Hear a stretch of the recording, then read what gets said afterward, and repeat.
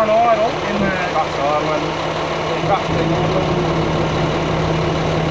we filled up without the truck running. The patch mixer, we run it up into the loading bay. We turned the screws off. We ran. Took us 8 minutes to load.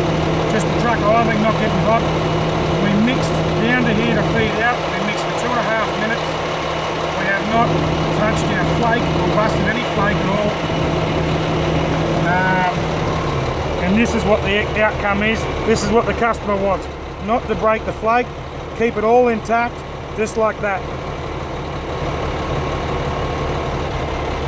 Bloody beautiful. I'm happy. I'm very happy. Look at that, Johnny. That's beautiful.